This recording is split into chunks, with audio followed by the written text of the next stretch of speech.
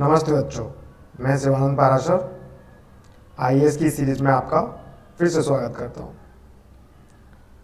आगे बढ़ने से पहले मैं आशीर्वाद लेना चाहूँगा श्री नए पद्म सागर जी महाराज एवं श्री मैना श्री जी साहेब जी का। साथ ही इस सीरीज को मूर्त रूप देने के लिए मैं धन्यवाद करना चाहता हूँ दिल्ली से श्री संजय जी संकलेचा जी का एवं गुजरात से श्री मेहुल जी रूपानी जी का। तो बच्चों, पिछली बार हमने पढ़ा था कि किस तरीके से नॉन कोऑपरेशन खिलाफत जो मूवमेंट थी वो दो मूवमेंट एक साथ चली, किस तरीके से उसने एक बहुत जोर से जो लोगों के अंदर एक भावना लेके आए कि किस तरीके से हमें देश को आज़ादी के लिए एक मूवमेंट चलाना है, और किस तरीके से सिर्फ एक घटना की वजह से, एक चौरी चौरा की जो घटना हुई जो कि हिंसक घटना थी, वायलेंट घटना थी, उसके बाद से गांधी जी ने पूरे जो मूवमेंट था उसको वापस ले लिया, जो सभी लोगों को पसंद नहीं आया। जिससे एक तो ये चीज़ पता चलती है कि गांधी जी का कुछ ही समय में पूरी तरह से कंट्रोल हो गया था किसी भी मूवमेंट पे, इवन कांग्रेस पे। और दूसरी तरफ से ये भी पता चला कि सभी लोग नहीं चाहते थे कि किसी भी मूवमेंट को एकदम से एब्रप्टली बंद कर दिया जाए। कुछ लोगों को ऐसा लगता था कि हमें कंटिन्यूसली लोगों के साथ में अंग्रेजों का विरोध करते रहना है, तभी हमें आज़ादी मिलेगी। तो हम आगे बढ़ते हैं। इसी में क्रम में क्या हुआ, जब चौरी चौरा के बाद में गांधी जी को ब्रिटिशर्स ने अरेस्ट कर लिया 1922 में मार्च में। उनको अरेस्ट करने के बाद अब कांग्रेस में जितने भी लीडर्स थे वो ये डिसाइड नहीं कर पा रहे थे कि अब किया क्या जाए, क्योंकि इतना बड़ा मूवमेंट था, एकदम से मूवमेंट बंद हो गया तो लोग के जो उत्साह था, काफी लोगों का वो उत्साह खत्म हो गया था। लोगों को लग रहा था अब क्या करना चाहिए।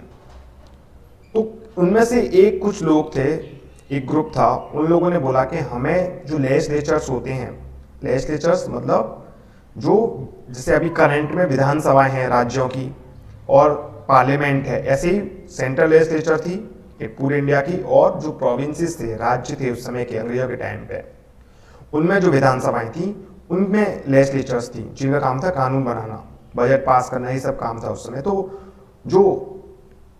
जो एक ग्रुप था वो उनका कहना था कि हमें लेजिस्लेचर में एंट्री करना चाहिए, हमें इलेक्शंस फाइट करना चाहिए।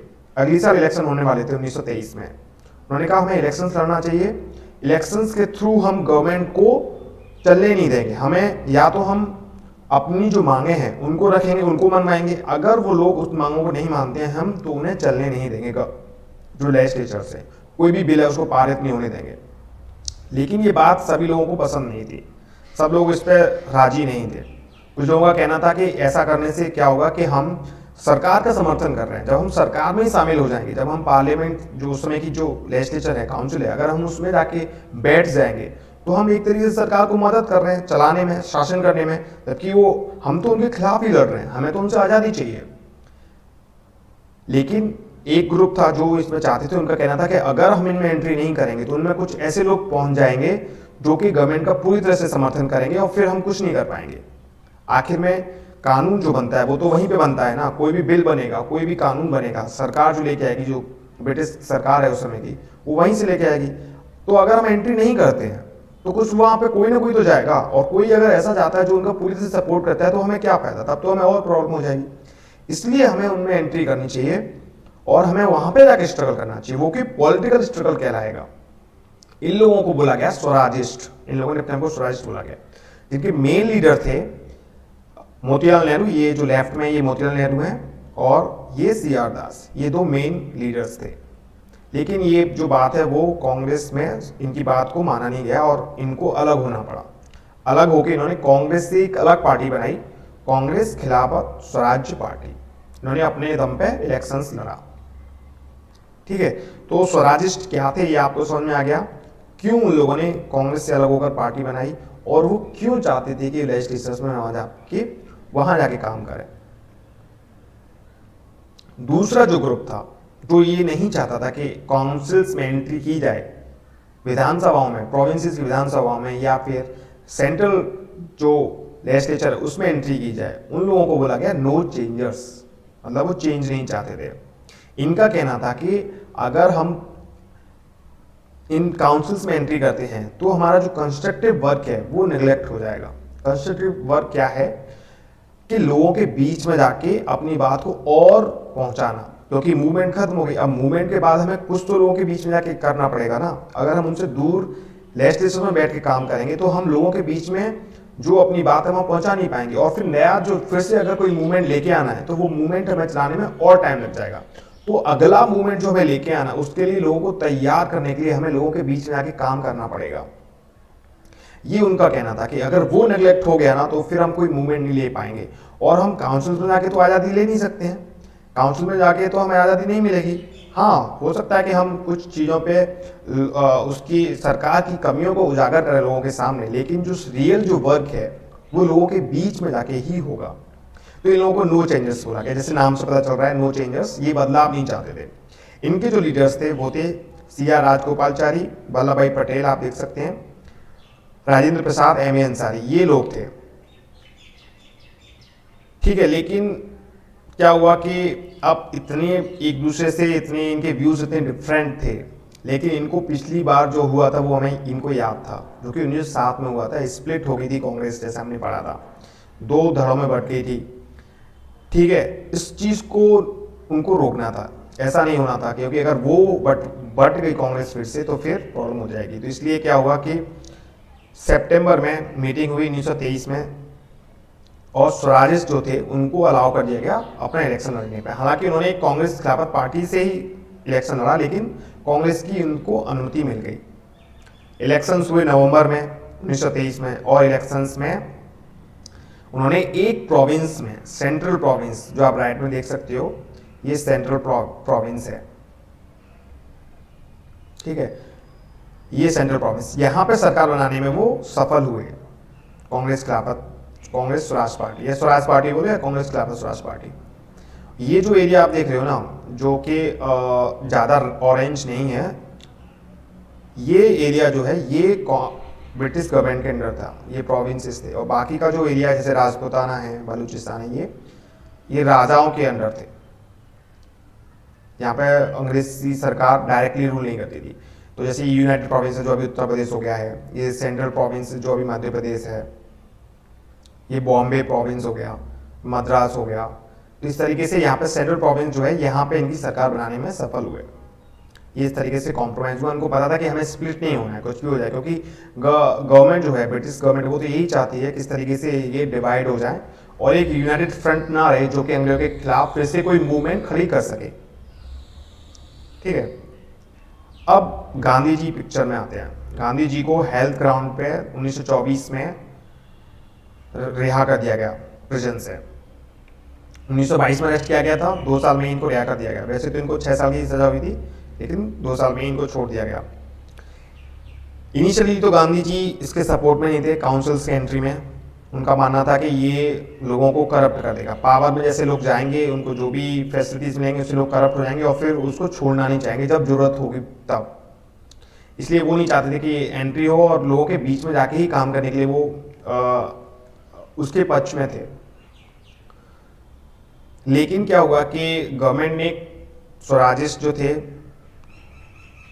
उन पे कुछ अटैक किया, और स्वराजिस्ट ने कुछ अच्छा काम भी किया काउंसिल में। तो उन चीज़ों को देख के कुछ स्वराजिस्ट जो लीडर्स उनको अरेस्ट कर लिया गया गवर्नमेंट ने, क्योंकि वो बार बार उनके जो काम है उनको होने नहीं दे रहे थे काउंसिल्स में। और कुछ अच्छा काम भी किया, मतलब बजट जैसे पास हो रहा है तो बजट पे उसको एक्सपोज करना, बताना किस तरीके से आप जो पैसा खर्च कर रहे हो वो हिंदुस्तान की इंटरेस्ट में खर्च नहीं कर रहे हो, लोगों की गरीबी पे खर्च नहीं कर रहे हो, बल्कि अपने इंटरेस्ट में खर्च करो। इस चीज़ को लोगों तक पहुंचाना। फिर कोई भी बिल है, जैसे पब्लिक सेफ्टी बिल आया था जिसमें कि किसी को भी अरेस्ट करने की बात थी, उस चीज़ को रोकने का उन्होंने बहुत अच्छा प्रयास किया। ऐसे कई सारी चीज़ें उन्होंने की। तो इससे देख के गांधी जी ने फिर ये डिसाइड किया, ठीक है, वो कांग्रेस के एज एन इंटीग्रल पार्ट काम करेंगे, मतलब वो कांग्रेस का ही पार्ट है। और ये 1924 के सेशन में डिसाइड किया गया था। सेशन कांग्रेस का, जैसे मैंने कई बार बताया कि साल में एक सेशन होता था जिसका एक प्रेसिडेंट होता था जो कंट्री के अलग अलग प्लेसेस पे होता था। तो 1924 में जो सेशन था उसको चेयर किया था, प्रेसाइड किया था गांधी जी ने। ये अकेला, ये आपको याद रखना है, ये अकेला सेशन है कांग्रेस का जिसको गांधी जी ने प्रेसाइड किया था बेलगाम में 1924 में। इसके बाद कभी भी ना, इससे पहले ना इसके बाद कभी गांधी जी ने खुद कांग्रेस के जो सेशन होता था, उसको प्रिसाइड नहीं किया। तो ये चीज आपको याद रखनी है। तो उस सेशन में गांधी जी ने खुद डिसाइड किया कि जो स्वराजिस्ट जो लोग हैं, जो काउंसिल्स में काम कर रहे हैं, उनको कांग्रेस का एज ए इंटीग्रल पार्ट उनको अलाउ किया जाएगा। तो ये गांधी जी का व्यू पॉइंट था, ये आपको पता चल गया स्वराजिस्ट के ऊपर उनका क्या व्यू पॉइंट था। अभी हम देखते हैं कि स्वराजिस्ट जो एंट्री की है उनकी क्या अचीवमेंट है, क्या सच में वो जो चाह रहे थे वो चीज कर पाए या नहीं कर पाए। जैसे उनका कहना था कि हम उसमें जाके गवर्नमेंट को काम ही नहीं करने देंगे, क्योंकि गवर्नमेंट तो एक्चुअली हमें एक्सप्लॉइट ही कर रही है, और जो एक्सप्लॉइटेशन है उसको लोगों के सामने उजागर करेंगे, एक्सपोज करेंगे। तो क्या वो करने में सफल हुए या नहीं हुए? तो कुछ हद तक वो सफल हुए, ऐसा नहीं है। उन्होंने जो बजटरी ग्रांट्स होती हैं, बजटरी ग्रांट्स आप समझ, बजटरी ग्रांट्स होती है कि सरकार अपना जब बजट होता है, सरकार कहाँ खर्च कर रही है चीज़ों को ये बताती है। जैसे अभी का बजट जो होता है, या कैसे जो रेवेन्यू है, जो टैक्सेस है वो कहाँ कहाँ लगाएगी, कैसे लगाएगी। तो इस चीज़ को एक्सपोज किया। कई सारे जो ग्रांट्स उनको पास नहीं होने दिया, मतलब सरकार चाह रही है कि हम यहाँ खर्च करेंगे, पर चूंकि इनकी इतनी बहुमत था वहाँ पे, बोले इतने लोग थे कि रोक सकते थे उसको पास होने से। पार्लियामेंट में या विधानसभा में जहाँ भी है, वहाँ पे कोई भी बजट है उसको वोटिंग होती है, पास होता है। तो ये लोगों ने वहाँ उसको पास नहीं होने दिया, कई बार ऐसा हुआ। तो ये एक अचीवमेंट थी, क्योंकि अगर कोई और लोग होते, ये लोग ना होते, कांग्रेस वाले लोग ना होते, तो इजीली पास कर पाते, तो वो गवर्नमेंट का सपोर्ट करते। दूसरा कि सेंट्रल लेजिस्लेटिव असेंबली में स्पीकर के पद पे ये स्वराजिस्ट लोग अपने मेंबर को बिठाने में कामयाब रहे। तो ये भी एक बहुत बड़ा अचीवमेंट था कि स्पीकर के पद पे कोई कांग्रेस का व्यक्ति बैठा हुआ था। विट्ठल भाई पटेल जो थे 1925 में बने, ठीक है, 1923 में इलेक्शन हुए थे, फिर 1925 में, तो उसमें स्पीकर बने। स्पीकर कौन होता है? जो कि प्रिसाइड करता है। जैसे अभी ओम बिरला जी स्पीकर है लोकसभा के, तो स्पीकर जो है पूरी जो पार्लियामेंट जो हाउस बैठता है उसको प्रिसाइड करता है। तो उस समय जो सेंट्रल लेजिस्लेटिव असेंबली थी उसको प्रिसाइड कर रहे हैं, चला रहे हैं। तो उससे क्या फायदा होता है? उससे ये होता है कि एक मैसेज जाता है लोगों के अंदर कि उस समय कि हमारे लोग रूल कर सकते हैं। एक तो ये जाता है कि उनमें इतनी क्षमता है, लोगों के अंदर एक आत्मविश्वास आता है कि जो लोग हमारे लिए लड़ाई लड़ रहे हैं आज़ादी के लिए, वो रूल कर सकते हैं, और वो लोग सच में कुछ अचीव कर रहे हैं। ये चीज़ चाहती है लोगों के अंदर। तो ये एक बहुत ही बड़ा इनकी अचीवमेंट थी इनकी। फिर जैसे मैंने बताया कि पब्लिक सेफ्टी बिल को डिफीट करने में इनका एक बहुत बड़ा रोल था 1928 में। एक और इन्होंने जिस तरीके से इन्होंने एंट्री की, उसके जो मॉन्टेग्यू चर्चफोर्ड रिफॉर्म्स हुए थे 1919 में, जो इनको वादा किया गया था कि आपको सेल्फ रूल के लिए हम ऐसे इंस्टीट्यूशंस डेवलप करेंगे कि धीरे धीरे सेल्फ रूल की तरफ इंडिया जाएगा, सेल्फ गवर्नेंस की तरफ इंडिया जाएगा, इंडिया के लोग ही अपने आप को गवर्न करेंगे। तो इस चीज को एक्सपोज किया, कैसे बताया कि अभी भी पूरी तरह से जो पावर थी वो ब्रिटिश गवर्नर के हाथ में ही थी, जो उसकी एग्जीक्यूटिव काउंसिल होती थी। एग्जीक्यूटिव काउंसिल मतलब जिसको इम्प्लीमेंट करना है, सारे डिसीजंस उन्हीं के थ्रू ही लिए जाते थे। हालांकि दिखाने के लिए सेंट्रल लेजिस्लेटिव असेंबली थी, कुछ पावर्स थी, लेकिन अल्टीमेटली अगर गवर्नर चाहे तो कुछ भी हो सकता था। तो इस वीकनेस को एक्सपोज किया। तो ये इसका फायदा इस एक्सपोजर को से क्या है? ये एक्सपोजर क्या है? जो ब्रिटेन में जो लोग बैठे हुए हैं, जो अपने आप को लिबरल्स बोलते हैं, जो अपने आप को बोलते हैं कि हम लोगों की जो राज कर रहा है, अगर ब्रिटेन अगर इंडिया के ऊपर राज कर रहा है, वो इसलिए कर रहा है क्योंकि हम लोगों की भलाई के लिए कर रहे हैं। वो लोग अपने इतने कैपेबल नहीं कि अपने आप को रूल कर पाए, अपने आप को गवर्न कर पाए, इसलिए हम वहां पे जाके गवर्न कर रहे हैं, ये बोलते थे कुछ लोग। तो उन लोगों के सामने ये चीज एक्सपोज की जाए कि किस तरीके से आपकी जो सरकार है, जो ब्रिटिश सरकार है इंडिया में, वो सिर्फ और सिर्फ एक्सप्लॉयटेशन कर रही है और कुछ नहीं। कोई हमें अधिकार नहीं है कि हम खुद से अपने आप को रूल कर पाए, अपने लिए कानून बना पाए, अपने लिए कोई भी स्कीम, जो गरीब हैं या फार्मर्स हैं उनके लिए कुछ कर पाए, ऐसा कुछ भी नहीं है। एक और जो चीज़ थी वो ये थी कि काउंसिल्स में जब ये लोग स्पीच देते थे, तो वो स्पीच जो है न्यूज़पेपर्स के थ्रू लोगों तक पहुंचता था। किस तरीके से स्पीचेस में सेल्फ रूल के बारे में बात कर रहे हैं, स्वराज के बारे में बात कर रहे हैं, या सिविल लिबर्टीज मतलब फ्रीडम्स, कहीं भी जाने का, कुछ भी करने का, प्रोटेस्ट करने का, ये सब जो फ्रीडम जो अभी हमें स्वतंत्रता के बाद है, जो पहले नहीं था। तो इन सब जो बातें जब वो वहां पे रख रहे हैं काउंसिल्स में, तो वो न्यूज़पेपर के थ्रू लोगों तक पहुंच रही है। तो ये सब जो बातें हैं वो स्वराजिस्ट की एक तरीके से अचीवमेंट्स थी, जो वैक्यूम रहता उस समय जब मूवमेंट नहीं चल रहा है, तो उस समय उन्होंने जो काउंसिल्स हैं उनको मूवमेंट के लिए ही यूटिलाइज किया, नेशनल स्ट्रगल के लिए, सेल्फ रूल के लिए, स्वराज के लिए ही यूटिलाइज किया। तो ये अचीवमेंट थी स्वराजिस्ट्स की। अब कुछ प्रॉब्लम्स भी रही होंगी, कुछ तो इनकी कमी रही होगी। तो एक जो कमी थी, जो इसका डर था, गांधी जी को भी डर था, बाकी लोगों को डर था कि कुछ लोग वहां पे पहुंच के करप्ट हो सकते हैं, या कुछ लोग वहां पहुंच के सरकार का समर्थन करने लगे, सरकार को सपोर्ट करने लगे। तो ऐसा हुआ और उन लोगों को बोला गया रेस्पॉन्सिविस्ट। रेस्पॉन्सिविस्ट बोला गया जो कि अपने ऑफिस में रहे और सरकार का टाइम टू टाइम सपोर्ट किया। जब कुछ ऐसा इश्यू आता था जहां पे सरकार का विरोध करना है, सरकार कमजोर पड़ रही है, तो वहां पे कुछ लोग सरकार के समर्थन में खड़े नजर आते थे। तो ये जो लोग थे वो रेस्पॉन्सिविस्ट थे। दूसरा ये कि स्वराज के बीच में ही कुछ स्प्लिट हुआ, और वो जो इश्यूज थे वो देश के लिए भी अच्छे नहीं थे। जिन इश्यूज पे इनके बीच में मतभेद हुआ वो था हिंदू मुस्लिम मुद्दे थे। सरकार का तो यही था किस तरीके से इनको तोड़ा जाए, और हिंदू मुस्लिम को ब्रिटिश जो सरकार थी वो अच्छे से यूज करना जानती थी। पहले से ही कई सारे जो मॉन्टेग्यू चेम्सफोर्ड हम जो पढ़ते हैं उनमें कई सारे ऐसे मेजर्स लिए गए, जैसे कि सेपरेट इलेक्टोरेट, जिसके बारे में हम आगे और पढ़ेंगे। वो उन चीजों से कैसे भी सोसाइटी को डिवाइड किया जाए, ठीक है, ये चीज उनकी एक स्ट्रेटजी रहती थी। ये स्वराजिस्ट के साथ करने में वो सफल रहे। जब भी हिंदू मुस्लिम का कोई मुद्दा आता था तो लोग बटे हुए दिखाई देते थे। जो लोग हिंदू महासभा के लोग, या जो लोग अपने आप को हिंदुत्व जैसे बोलते हैं, उससे सपोर्ट करते हुए दिखाई देते थे, वो लोग हिंदू मुस्लिम मुद्दे पर बढ़ जाते। साथ ही मुस्लिम लीग के सपोर्टर जो लोग हैं, या मुस्लिम्स के रिलीजियस व्यूज पर जो अपने कट्टर व्यू पॉइंट रखते हैं, वो लोग स्वराज से भटकते नजर आते थे, स्वराज के मुद्दों से भटकते नजर आते थे। तो ये एक चीज, एक ड्रॉबैक था, एक कमी थी स्वराज, जब हमने स्वराजिस्ट ने इसको काउंसिल्स को ज्वाइन किया। साथ ही गवर्नमेंट मॉडरेट और मिलिटेंट्स को भी समय समय पर डिवाइड करने में सफल रहती थी। मिलिटेंट जो हमेशा इस बात के लिए तैयार रहते थे किस तरीके से भी सरकार का विरोध करना है, किसी तरीके से भी लोगों की मूवमेंट हमें स्टार्ट करती है, मास स्ट्रगल स्टार्ट करना है। और मॉडरेट होते थे वो ये बिलीव करते थे, अभी भी ये विश्वास करते थे कि सरकार धीमे धीमे हमें सेल्फ रूल दे देगी। तो ये जो एक कमी थी वो सामने उजागर होके आई।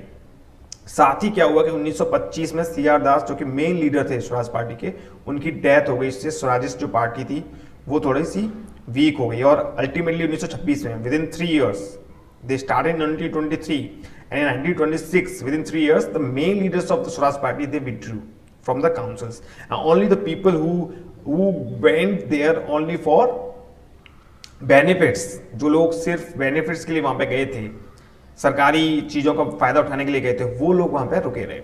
तो उसके बाद 1926 के बाद ऐसा कोई इंपॉर्टेंस इनका जो था वो नहीं रहा, और फाइनली 1930 में जाके स्वराजिस्ट ने काउंसिल्स को छोड़ दिया और सिविल डिसोबीडियंस मूवमेंट, जिसको हम आगे पढ़ेंगे, उसमें पार्टिसिपेट किया। तो ये एक कमी थी। तो ये एक पूरा हमने देखा किस तरीके से जब एक मूवमेंट खत्म होती है, आपको ये समझना है किस तरीके से एक मूवमेंट खत्म होती है। तो कुछ लोग जो होते हैं वो चाहते हैं ये चीज हो, कुछ लोग चाहते हैं ये चीज हो, लेकिन अल्टीमेटली गोल तो है कि स्वतंत्रता प्राप्त करना, स्वराज प्राप्त करना, लेकिन मेथड्स अलग अलग होते हैं। तो ये एक जो चीज थी जो हमने देखी यहाँ पर, स्वराजिस्ट जो मूवमेंट एक तरीके से बोल सकते हैं काइंड ऑफ मूवमेंट, तो उसमें क्या कमी थी, क्या उनके अचीवमेंट्स है, किस तरीके से ये रहा। बाकी नो चेंजर्स के कंस्ट्रक्टिव वर्क वो क्या थे वो हम जान लेते हैं। तो mainly Hindu Muslim unity, Hindu Muslims में नॉट जस्ट नाउ और after independence, even before the independence, there was always some discourse between Hindu Muslims, कुछ ना कुछ होता रहता, प्रॉब्लम्स होती रहती थी, और सरकार तो यही चाहती थी, जो ब्रिटिश गवर्नमेंट थी, कैसे भी डिवाइड किया जाए। तो हिंदू मुस्लिम यूनिटी पे भी काफी काम किया गया। 1920s के बाद में 1922 जब बंद हो गया नॉन कॉपरेशन असहयोग आंदोलन, उसके बाद में इस पर काफी काम किया नो चेंजर्स ने। नेशनल स्कूल्स खोले जिससे कि स्वतंत्रता के लिए जो नए बच्चे हैं उनको उत्साहित किया जा सके, उनको प्रोत्साहित किया जा सके। तो नेशनल स्कूल्स खोले, ट्राइबल्स के बीच में जाके काम किया। अल्टीमेटली इनके काम से जो लोग लोगों के बीच में ये लोग अपनी बात पहुंचाने में सफल रहे, उसकी वजह से ही जो अगला मूवमेंट था वो खड़ा हो सका। तो जो इनकी बात थी स्टार्टिंग में ही वो सही थी कि हमें अगला मूवमेंट अगर चलाना है तो हमें लोगों तक अपने आप को लोगों से जुड़े रहना पड़ेगा। लोगों के बीच में जो सरकार कर रही है, उनकी जो परेशानियां हैं, उनके बारे में उनको समझाना पड़ेगा किस तरीके से उसको दूर किया सकता है और क्यों स्वतंत्रता बहुत जरूरी है उनकी परेशानियों को दूर करने के लिए। तो ये चीज बहुत इंपॉर्टेंट थी और नो चेंजेस ने जो काम किया उससे ये चीज सफल रही, जो कि आगे के मूवमेंट में, सिविल डिसोबीडियंस मूवमेंट में काम आई। लेकिन इसमें भी कुछ कमियां थी, जैसे कि एक अनटचेबिलिटी का भी इन्होंने काम किया। तो अनटचेबिलिटी का जो काम था, लेकिन ये लोग अनटचेबिलिटी काम में जो सोशल जो कॉज था अनटचेबिलिटी का, उस पर सीधा डायरेक्टली इस पर काम नहीं कर पाए। सीधा कि कास्ट जो डिस्क्रिमिनेशन है उसकी वजह से प्रॉब्लम हो रही है, बट लेकिन अनटचेबिलिटी उसको दूर रहने की कोशिश कर रहे थे, लेकिन एक सीधा जो होता है ना वो इस चीज में सफल नहीं रहे। दूसरा, ये नेशनल स्कूल्स जो है वो धीमे धीमे खत्म होने लगा, मतलब वो ज़्यादा लंबे समय तक नहीं चल पाए। जो स्टूडेंट्स थे वो वापस से जो ब्रिटिश और इंग्लिश जो स्कूल्स थे उसमें धीमे धीमे जाने लगे। एक और जो चीज़ थी वो ये कि जैसे ये खादी के लिए बोलते थे, अपना नेशनल स्वदेशी अपनाना है, खादी अपनाना, तो खादी वो क्या है बहुत महंगा था, तो सब लोग उसको नहीं, सबके लिए पॉसिबल नहीं था कि उसको वो लोग अडॉप्ट कर पाए। तो ये कुछ कमियां थी, लेकिन इनके काम से ही, इनके जो मासेस में लोगों के बीच में जाके काम करने की वजह से ही अगला मूवमेंट खड़ा हो पाया। तो ये नो चेंजर्स का कंस्ट्रक्टिव वर्क था। बाकी एक और जो चीज हुई, जैसे कि पहले हुआ था, जैसे हमने देखा कि जब स्वदेशी मूवमेंट खत्म हुआ 1907 और सूरत स्प्लिट हो गया, उसके बाद से जो यंग लोग थे, यंग लोगों ने रिवॉल्यूशनरी एक्टिविटीज अपनाई, उन लोगों ने हिंसा का रास्ता अपनाने लगे। किस तरीके से गदर मूवमेंट थी, जिस तरीके से वो हमने देखा। तो इंडिविजुअल हीरोइज्म जो बोलते हैं कि अकेला आदमी आके कोई बम फोड़ रहा है, अकेला आदमी किसी जो ब्रिटिश जो कि क्रूअल कोई ब्रिटिश ऑफिसर है उसको मार दे रहा है, ये सब चीजें फिर से आने लगी है। तो इसको हमें समझना पड़ेगा क्यों हुआ। तो होने का बहुत सिंपल रीजन है कि जब असहयोग आंदोलन स्टार्ट हुआ, खिलाफत मूवमेंट स्टार्ट हुआ, उससे पहले जो होम रूल लीग हुआ, उसमें कुछ लोगों ने, जो लोग रिवॉल्यूशनरी एक्टिविटीज कर रहे थे, लोगों ने छोड़ के वापस से जो मेन मूवमेंट है गांधी जी द्वारा चलाई गई, जैसे असहयोग आंदोलन है, नॉन कॉपरेशन, उसको ज्वाइन किया। लेकिन एब्रप्ट बंद करने से, जब वो बंद हो गया और गांधी जी ने बोला था 1 साल में उनको स्वतंत्रता मिल जाएगी, स्वराज मिल जाएगा, वो नहीं हुआ, तो वो लोग डिसअपॉइंट हो गए। उन लोगों को लगा कि ये जो तरीके हैं, इस तरीके से कुछ नहीं होने वाला है, अहिंसा के तरीके से कुछ नहीं हो सकता। वो इम्पेशेंट थे, उनके पास पेशेंस नहीं था कि मतलब ये धीमे धीमे होगा। उनको लगता था कि सीधा एक आर्म्ड रिवोल्ट करना है, किसी तरीके से भी लोगों को भड़काना है, लोगों को कैसे भी साथ मिला के आर्म्ड रिवोल्ट करके यहाँ से जो ब्रिटिशर्स उनको भगाना है। ये उनका उनको लगता था कि इस तरीके से, यंग लोगों को तो होता ही है, तो इस तरीके से उन्होंने फिर से, जब नॉन कॉपरेशन मूवमेंट बंद हो गया, फिर से उनकी तरफ गए। बाकी और उन्हें रास्ता नहीं दिख रहा था। वो उनको नहीं लगता था कि स्वराजिस्ट जो लोग हैं, जो ये बात कह रहे हैं कि हम काउंसिल्स में जाके सरकार को काम करने से रोकेंगे, सरकार को एक्सपोज करेंगे, उनको नहीं लगता था कि इससे कुछ होने वाला है। साथ ही कंस्ट्रक्टिव वर्क जो नो चेंजर्स कर रहे थे, उनसे भी उनको नहीं लगता था कि इससे हमें स्वराज मिलेगा, क्या होगा उससे, उनको ऐसा लगता था। उनका सीधा सीधा था कि हथियार उठाओ, कैसे भी लोगों को भड़काओ, लोगों और अंग्रेजों को यहां से बाहर करो। ये जो है काफी अट्रैक्टिव था यंग लोगों के लिए। तो फिर से ऐसा हुआ कि रिवॉल्यूशनरी एक्टिविटीज फिर से बढ़ने लगी, जिसमें कि मेनली 2 एरियाज थे। एक तो बंगाल वाला एरिया था, वेस्ट बंगाल वाला एरिया था, दूसरा यूपी, पंजाब और बिहार वाला एरिया था। यहीं पे मेनली जो रिवॉल्यूशनरीज थे वो यहीं पे आगे यहीं पे डेवलप हुए। और इनको जो आइडियोलॉजी थी, कौन इनको कहां से मिल रही थी, आइडियोलॉजिकल जो सपोर्ट था, ये कहां से मिल रहा था कि ऐसा करने से हमें स्वतंत्रता मिल सकती है, तो वो मेनली मिला कम्युनिस्ट आइडियाज से, सोशलिस्ट आइडियाज से। अभी आप यहाँ पे बच्चे, छोटे जो बच्चे हैं वो नहीं समझ पाएंगे कम्युनिस्ट आइडिया, सोशलिस्ट आइडियाज क्या है, उसके लिए अलग से वीडियोस बने। बट आप ये समझिए कि ये लोग जो थे वो गरीबों की बात करते थे, कि सिर्फ ये बात नहीं करते थे कि हमें जो इंपीरियलिस्ट हैं, जो कॉलोनियल कॉलोनिस्ट हैं, जो हम पे राज कर रहे हैं, अंग्रेज जो लोग हैं जो हम पे राज कर रहे हैं, हम पे रूल कर रहे हैं बाहर से आके, सिर्फ उनको हटाना मकसद नहीं होना चाहिए। सिर्फ ऐसा नहीं होना चाहिए कि तुमने अंग्रेजों को हटा दिया और स्वतंत्रता मिल गई, सब कुछ सही हो जाएगा, नहीं।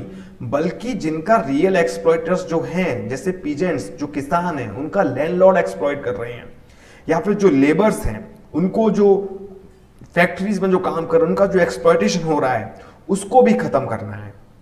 जो गरीब लोग हैं, मजदूर हैं, किसान हैं, उनको सच में स्वतंत्रता दिलानी है। उनको जो एक्सप्लॉइटेशन है, जो कि इंडियंस भी हो सकते हैं, लैंडलॉर्ड्स हैं जो इंडियंस ही हैं, जो अंग्रेजों के साथ मिलकर एक्सप्लॉइट कर रहे हैं, या फिर जो कैपिटलिस्ट हैं जहां बड़ी बड़ी जो इंडस्ट्रीज हैं उसमें जो वर्कर्स काम कर रहे हैं, उनको जो मेहनताना मिलना चाहिए, उनको जो वेजेस मिलने चाहिए वो नहीं मिल रही है, तो उनकी हक की लड़ाई भी ये मेन इनका ये काम था। तो इस समय जो कम्युनिस्ट सोशलिस्ट आइडियाज हैं, समानता आनी चाहिए, सोशलिस्ट मतलब समाज में समानता आनी चाहिए, इस तरीके से आप समझिए, बाकी डीप तो बाद में हम देखेंगे। तो ये आइडिया से बहुत ये प्रेरित थे, इन्फ्लुएंस्ड थे कम्युनिस्ट आइडियाज से, सोशलिस्ट आइडियाज से। तो इससे पहले अब हुआ क्या था कि रसिया में रिवॉल्यूशन हुई थी और उसमें जो वर्कर्स थे और पीजेंट्स थे, लेनिन के नेतृत्व में सफल हुए, वहां पे बदलाव करने में सफल हुए थे रसिया में।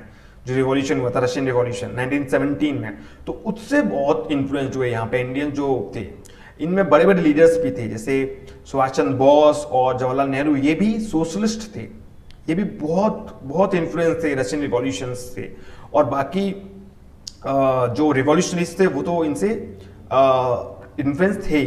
साथ ही इस समय और जो चीजें हुई, जैसे ट्रेड यूनियंस बने, जो वर्कर्स के राइट्स के लिए ट्रेड यूनियंस बनने लगे, कम्युनिस्ट पार्टी ऑफ इंडिया भी बनी एम.एन. रॉय के नेतृत्व में, और पीजेंट्स के भी कई सारे छोटे छोटे ग्रुप्स बनने लगे, ऑल इंडिया किसान कांग्रेस बनी। तो इस तरीके से इनसे इन्फ्लुएंस होकर रिवॉल्यूशनरी एक्टिविटीज भी एक हिंसा वाले तरीके पे, बॉम्ब्स वगैरह, इनसे इन्होंने एक रास्ता अपनाया। तो ये चीज एक समझने वाली चीज है कि क्यों इन लोगों ने किया और क्या इनके कौन इन्फ्लुएंस कर रहा था, कौन क्या आइडियोलॉजी क्या थी। तो उसमें एक सबसे बड़ा नाम जो आता है वो आता है हिंदुस्तान रिपब्लिकन एसोसिएशन का, जिसको 1924 में राम प्रसाद बिस्मिल, जोगेश चंद्र चटर्जी, सचिन सान्याल, ये मेन लीडर्स थे, इन लोगों ने 1924 में फाउंड किया था। और पर्पस, एम क्या था, सिंपल पर्पस यही था कि जो कॉलोनियल गवर्नमेंट है, जो ब्रिटिश गवर्नमेंट है, उसको यहाँ से हटाना है आर्म्ड रिवॉल्यूशन से। आर्म्ड रिवॉल्यूशन मतलब हथियारों से रिवॉल्यूशन करनी है, क्रांति लानी है। और इनिशियली हो सकता है कि हमें खुद से करना पड़े, इंडिविजुअली कुछ करना पड़े, या ग्रुप में कुछ कर रहे हैं, लेकिन वो धीमे धीमे हमें लोगों तक पहुंचानी है अपने आइडियाज, और लोगों को आर्म्ड रिवॉल्यूशन करने के लिए कैसे भी उनको प्रोत्साहित करना है। तो ये तो था इनका पर्पस। फिर बाकी ये पॉलिटिकल स्ट्रक्चर क्या चाहते थे, मतलब जैसे अभी हमारा पॉलिटिकल स्ट्रक्चर क्या चाहेंगे, जब आप जो कॉलोनियल गवर्नमेंट है उसको हटा दोगे, तो इनका कहना था कि एक federal Republic of United states of India होना चाहिए। इसका क्या मतलब है, मतलब ये है कि राज्य बनेंगे, जैसे अभी है उत्तर प्रदेश, ये उस समय तो नहीं थे इस तरीके से, जैसे हमने देखा सेंट्रल प्रोविंस था, बॉम्बे था, तो राज्य बनेंगे, उनके अपने अलग अधिकार होंगे, और सब मिलके एक सेंट्रल गवर्नमेंट होगी, जो कि फेडरल गवर्नमेंट जैसे अमेरिका में है, या उस समय भी था अमेरिका में। तो उस तरीके से हम एक पॉलिटिकल स्ट्रक्चर बनाएंगे जिसमें कि नीचे तक लोगों के पास अधिकार होंगे अपने आप को रूल करने का।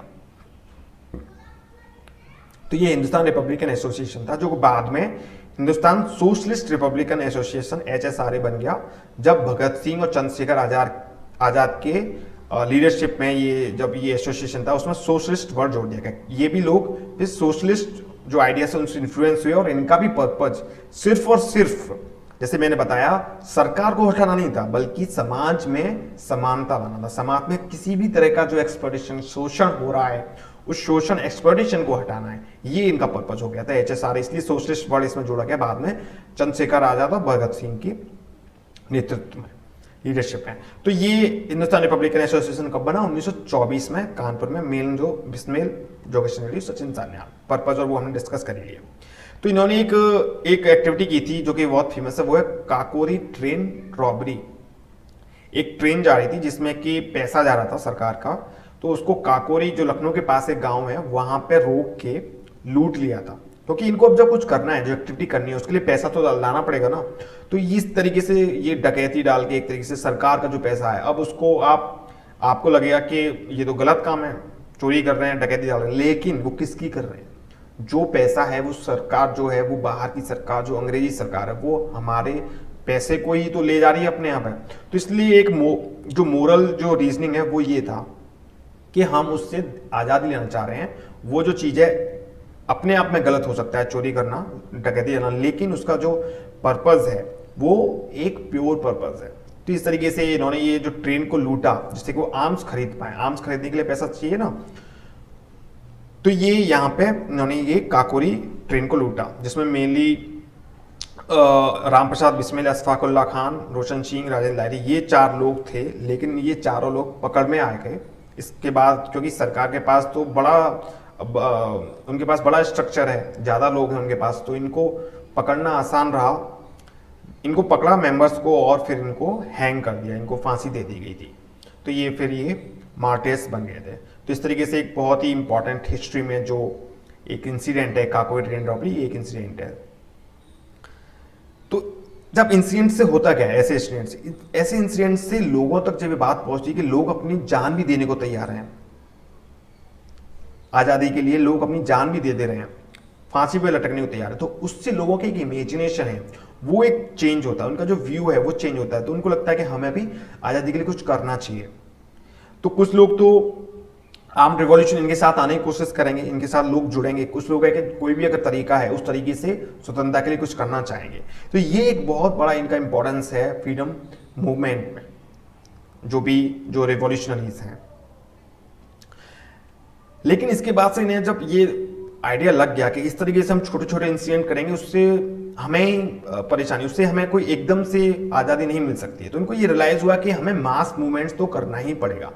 मतलब हम मासेस के लिए आज़ादी लाने की बात कर रहे हैं, तो मासेस के लिए आज़ादी लाने के लिए हमें मास मूवमेंट्स तो लाना ही पड़ेगा। बिना मास मूवमेंट के लिए हम नहीं ला सकते। ये चीज़ समझ में आ गई थी। मेनली ये जो व्यू रखा था वो भगत सिंह का था। भगत सिंह हाईली इन्फ्लुएंस थे सोशलिस्ट आइडियाज से, और बहुत ही हाई इंटेलेक्चुअल लेवल था भगत सिंह का इतनी छोटी सी उम्र में भी। तो ये इसीलिए अब इसमें जब सोशलिस्ट वर्ड जुड़ गया था, तो जैसे मैंने बताया कि इनका पर्पस जो था किसी भी तरह का एक्सप्लॉइटेशन था सोसाइटी में, उसको दूर करना हो गया था। तो अब जो हेरोइक्स, जो इनका जो तरीका था असैसिनेशन करना, लोग मारना ऑफिसर्स को, उसको छोड़ के अब इनका पर्पस हो गया था पूरे मास रिवॉल्यूशन लाना है। तो मास रिवॉल्यूशन लाने के लिए पहले लोगों तक अपनी बात पहुंचाना तो पड़ेगा ना। इसके लिए इन्होंने क्या किया था, जो असेंबली थी वहां पे बम फेंका। जैसे ये आप ये देख सकते हो न्यूज़पेपर में, रेड्स बॉम्ब इंडियन लेजिस्लेचर, जो इंडियन लेजिस्लेचर थी वहां पे बॉम्ब फेंका। और बॉम्ब ऐसा था, जानबूझ के ऐसा बॉम्ब बनाया था जिससे किसी को कोई मरे ना, है ना, कोई इंजरीज तो हुई थी लेकिन कोई मरे ना, ऐसा उनका पर्पस था। सिर्फ ये था कि इसके बाद वो लोग अरेस्ट हो जाएंगे, उनका पर्पस था अरेस्ट हो जाएंगे। अरेस्ट होने के बाद अपनी जब पूरी जो मीडिया है, पूरे जो न्यूज़पेपर है उसको कवर करेंगे, तो अपनी बात, अपना जो आइडियोलॉजी, अपने व्यू पॉइंट से वो लोगों तक पहुंचा पाएंगे। ये सच में हुआ। अच्छा, उससे पहले एक चीज रहेगी, वो ये थी कि लाला लाजपत राय की डेथ हो गई थी। Simon commission, actually Simon commission आगे पढ़ेंगे, एक कमीशन आया था जिसको साइमन कमीशन है, उसके डिटेल्स हम आगे बढ़ेंगे। साइमन कमीशन का विरोध कर रहे थे लाला लाजपत राय, तो उन पर लाठीचार्ज हुआ। लाठीचार्ज जो हुआ उससे उनकी डेथ हो गई। और जिस ऑफिसर ने लाठीचार्ज को अलाउ किया था उसका नाम था सैंडर्स। तो सैंडर्स जो था उसको मारा था भगत सिंह, आजाद और राजगुरु ने मिलकर, आजाद चंद्रशेखर आजाद और भगत सिंह और राजगुरु, इन लोगों ने इसको मारा। जबकि वो चाहते नहीं थे ऐसा करना, उन्होंने ये बोला कि हम नहीं चाहते, असैसिनेशन हम छोड़ चुके हैं। लेकिन जो लाला लाजपत राय वो इतने बड़े लीडर्स हैं और उनके लाठीचार्ज से उनकी जो मृत्यु हुई है उसका तो हमें बदला लेना ही पड़ेगा। तो इस तरीके से उन्होंने इसको मारा। तो ये एक लाहौर कॉन्स्पिरेसी के नाम से जाना जाता है। इसी के लिए इन पे मुकदमा चला, जो ट्रायल हुआ था वो लाहौर कॉन्स्पिरेसी के लिए ही हुआ था, सिर्फ बॉम्ब फेंकने के लिए नहीं हुआ था, लाहौर कॉन्स्पिरेसी के लिए हुआ था। तो जैसे बॉम्ब जो फेंका अप्रैल 8 1929 में जो बॉम्ब फेंका, तो उसके बाद से इनको अरेस्ट, इनका पर्पज ही था अरेस्ट होना।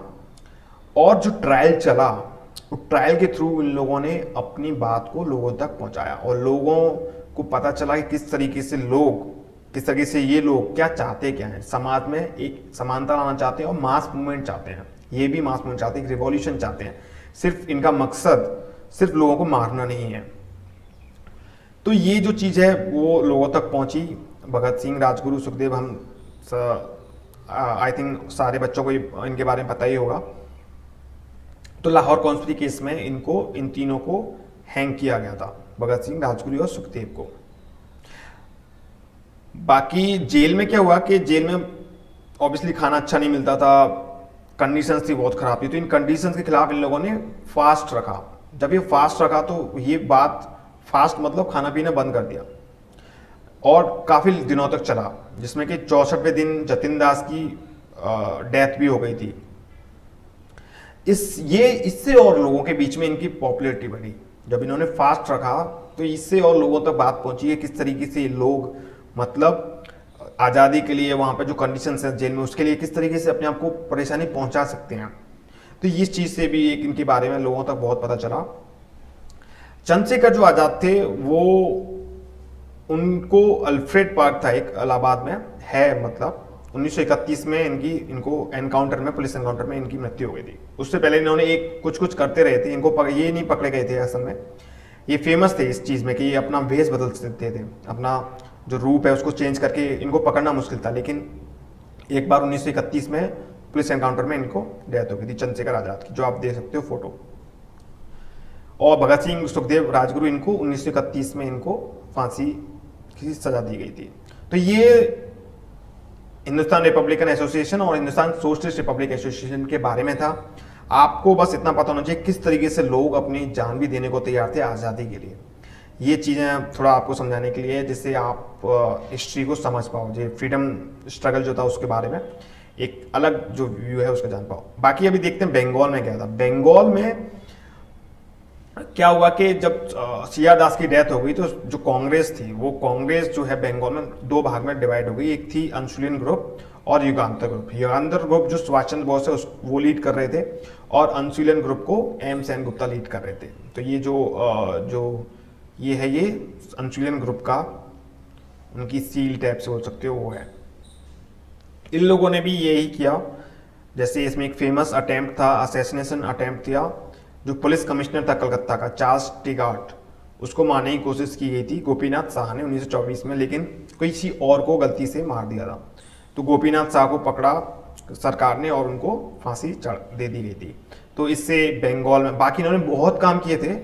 ये सिर्फ एक इम्पॉर्टेंट जो इंसिडेंट था वो मैं बता दिया यहाँ पे। बाकी पता होना चाहिए कि आपको बंगाल में दो ग्रुप थे। एक अंशुलिन ग्रुप था जिसको एम सेन गुप्ता, और युगांतर ग्रुप था उसको सुभाष बोस ये लीड कर रहे थे। ठीक है। एक और बहुत बड़ा इंसिडेंट हुआ था, वो था Chittagong armoury raid. Chittagong armoury, जिसपे एक मूवी भी बनी है। इसमें क्या किया था, जिसको सूर्य सेन ने लीड किया था, जो ये टीचर थे, इन्होंने नॉन कॉपरेशन मूवमेंट में पार्टिसिपेट किया था। बाद में ये जेल भी गए थे 2 साल के लिए। फिर वहां से निकलने के बाद इनका मकसद, इसका जो रेड था, आर्मरी रेड क्या था, इन्होंने क्या किया कि चिटगांव में जहां पे आर्म्स रखे रहते थे पुलिस के, उस आर्म्स को लूटा था, और कुछ समय के लिए उस एरिया को इन्होंने अपने हाथ में ले लिया था। इवन इंडियन नेशनल फ्लैग है, फ्लैग को वहां पे होस्ट किया, फहराया झंडे को, और कुछ समय के लिए वहां पे अपनी गवर्नमेंट चलाई। तो पर्पस इनका इसका ये था, मेन पर्पस, कि लोगों तक ये बात पहुंचाना कि ये पॉसिबल है। सरकार को, भले ही ये कितने भी ताकतवर हो अंग्रेजी सरकार, इनको हटाना पॉसिबल है। अगर सब लोग मिलकर रिवॉल्यूशन लाएं, सब लोग हथियार उठाएं, तो ये पॉसिबल है कि हम इनको यहाँ से भगा सकते हैं। यही पर्पस था। बाकी जो हुआ मैंने आपको बताया ही। इन्होंने वहाँ पे जो आर्म्स थे उनको कैप्चर किया, और कैप्चर करने से पहले बहुत ही सक्सेसफुल रेड थी ये। इन लोगों ने क्या कि वहाँ पे जैसे अब जाएंगे तो इनको पता था कि बाकी आसपास से जो पुलिस है वो आएगी और हमें पकड़ लेगी। तो इसके लिए इन्होंने क्या किया था, पहले रेलवेज जो है, या उस समय फ़ोन की जगह वो होता था, जो फ़ोन लाइन्स हैं उनको टेलीग्राम होता था। ठीक है। तो उसको, उसकी लाइंस को काट दिया, ट्रेन को जो लाइन थी उसको काट दिया। तो एक बहुत ही सक्सेसफुल रेड थी वहाँ पे। लेकिन फिर बाद में और जगह से आर्मी आ गई और इनको फिर भागना पड़ा। भाग के आसपास के गांव में बिखर गए थे और अल्टीमेटली 1934 में इनको पकड़ के, जो सूर्यसेन थे उनको पकड़ के इनको फांसी हुई थी। तो ये एक बहुत ही इंपॉर्टेंट, बहुत ही सक्सेसफुल इंसिडेंट है हमारे इंडियन हिस्ट्री में। सूर्यसेन नाम आपको याद रखना, सूर्यसेन ने लीड किया था 1930 में, और नाम था Indian Republican army. Indian Republican army नाम रखा था, IRA। तो आज इतना ही, बाकी फिर और जो कुछ है वो आगे साइमन कमीशन और भी जो चीज़ें हैं सिविल डिसोबीडियंस मूवमेंट, हम अगले वीडियोस में देखते हैं। ठीक है, तब तक के लिए नमस्ते।